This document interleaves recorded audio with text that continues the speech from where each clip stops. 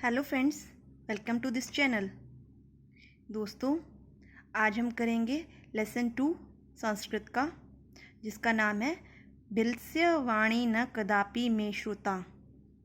गुफा की आवाज़ न नहीं कदापि कभी भी में मेरे द्वारा श्रुता सुनी गई, यानी कि कभी भी गुफा की आवाज़ मेरे द्वारा नहीं सुनी गई।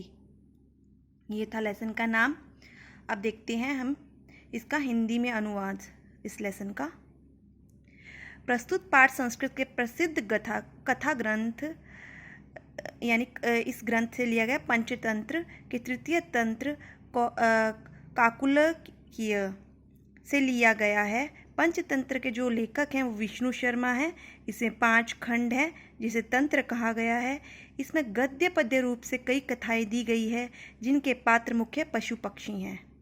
तो दोस्तों, आइए शुरू करते हैं इसका हिंदी में अनुवाद। कस्मिंश्चित् वने खरन खर नाम सिंह प्रतिवसति स्म। किसी वन में खरन खर नाम का शेर रहता था। स कदाचित इतस्तत परिभ्रमण शुद्धार्थ न किंचिदपि आहारं प्राप्तवान। वह भूख से व्याकुल इधर उधर घूमता हुआ कुछ भी भोजन प्राप्त न कर सका। यानी वह भूख से व्याकुल इधर उधर घूमता हुआ कुछ भी भोजन प्राप्त ना कर सका, अर्थात उसे कुछ भी भोजन ना मिला। ततः सूर्यास्त समय एकाम महतीम गुहाम दृष्टवा। उसके बाद उसने सूर्यास्त के समय में एक बड़ी गुफा को उसने देखा और देखकर उसने सोचा। उसने सूर्यास्त के समय एक बड़ी गुफा को देखकर स अचिंत्यत यह सोचा, नूनम एतस्याम गोयाम रात्रो को अपि जीवा आगच्छति। निश्चय ही इस गुफा में रात को कोई न कोई जीव आता है। यानी निश्चित रूप से इस गुफा में रात को कोई न कोई जीव आता है। अतः अत्रैव निगूढ़ो भूत्वा तिष्ठामि इति। इसलिए इसी गुफा में छुपकर बैठ जाता हूँ। एतिस्मिन् अंतरे गुहा स्वामी दधिपुच्छ नाम का श्रृंगाला समागच्छत्। इसी बीच में गुफा का जो मालिक है दधिपुच्छ नाम का गीदड़ वहाँ आता है, यानी वहाँ आया। अगच्छत है, ये लंग लकार है तो पास्ट है, आया। इसी बीच में गुफा का स्वामी दधिपुच्छ नाम का गीदड़ वहाँ आया। स च यावत पश्यति। और उसने जहाँ तक देखा तावत वहाँ तक सिंह पद पद्धति शेर के पैर के निशान गुयाम गुफा में प्रविष्टता दृश्यते प्रवेश किए हुए दिखाई देते हैं। और उसने जहाँ तक देखा वहाँ तक शेर के पैर के निशान गुफा में प्रवेश किए हुए दिखाई देते हैं। न च बहिरागता, और बाहर आए हुए नहीं। उसको लगा कि शेर में गुफा में जो शेर के निशान जाते हुए तो दिखाई दे रहे हैं, लेकिन आने के उसके कोई निशान नहीं है।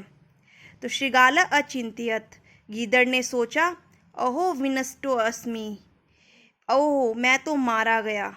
नूनम अस्मिन् बिले सिंह अस्तिति तर्कयामि। निश्चित रूप से इस गुफा में एक शेर है। तत् किम करवाणी। उसके बाद उसने क्या सोचा, निश्चित रूप से इस गुफा में शेर है, यह मैं सोचता हूँ। उसको ऐसा लगा। तत् किम करवाणी, तो मैं क्या करूँ। विचिंत्य, इस प्रकार ऐसा सोचकर दूरस्थ रवम कुर्त मारवध। इस प्रकार ऐसा सोचकर दूर से ही आवाज करना शुरू कर दिया। भो बिल, हे बिल, यानी हे गुफा।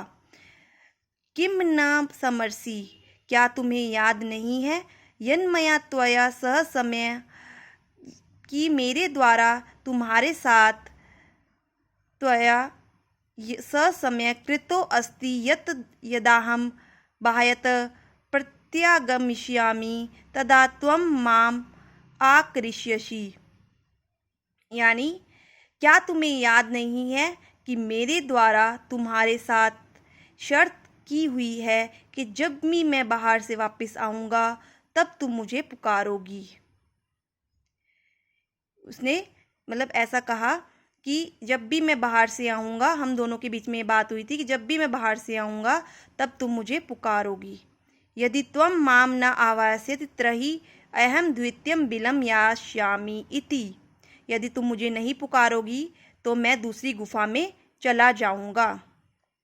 अथ एतत् श्रुत्वा सिंह अचिंत्यत। यह सुनकर शेर ने सोचा, नूनमेषा गुहा स्वामिनः सदा समावहन करोति। निश्चित रूप से यह गुफा हमेशा अपने स्वामी को पुकारती है। परंतु मद्भयात् न कंचित वदति। परंतु मेरे डर के कारण आज कुछ भी नहीं बोल पा रही है। अथवा साधि वदम उच्यते, और यह उचित कहा गया है, भय संत्रस्त मनसाम हस्तपादादिका क्रिया प्रवंतते नवाणी न वेपथु सचाधिको भवेत। इसका अर्थ है कि डरे हुए मन वाले लोगों की हाथ पैर आदि की क्रियाएं से संबंधित क्रियाएं नहीं काम करती है।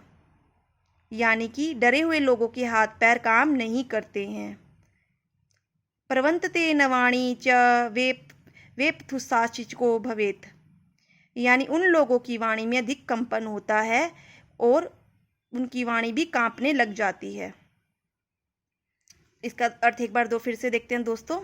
डरे हुए मन वाले लोगों की हाथ पैरों आदि से संबंधित क्रियाएं नहीं काम करती है, अर्थात डरे हुए लोगों के हाथ पैर काम नहीं करते हैं और उन लोगों की वाणी में अधिक कंपन होता है, यानी उनकी वाणी भी कांपने लग जाती है। तदहम अस्य आह्वानं करोमि। इसलिए मैं इसका आह्वान करता हूँ, इसका यानी गीदड़ का। इसलिए मैं गीदड़ का आह्वान करता हूँ, यानी गीदड़ को पुकारता हूँ। एवं स बिले प्रविश्य में भोज्यम भविष्यति। इस प्रकार वह गीदड़ गुफा में प्रवेश करके मेरा भोजन बनेगा। इत्थम विचार्य सिंह सहसा श्रृंगालस्य आह्वानं करोत्। इस प्रकार विचार करके शेर अचानक गीदड़ का आह्वान करता है, यानी उसको पुकारता है। सिंहस्य उच्च गर्जनम प्रतिध्वना सा घूया उच्च श्रृंगालम आव्यात। शेर की ऊंची गर्जना की आवाज़ से वह गुफा भी ऊंची आवाज़ में गीदड़ को पुकारती है। यानी कि शेर की तेज आवाज़ से ऐसा लग रहा था जैसे कि गुफा तेज आवाज़ में गीदड़ को पुकार रही है।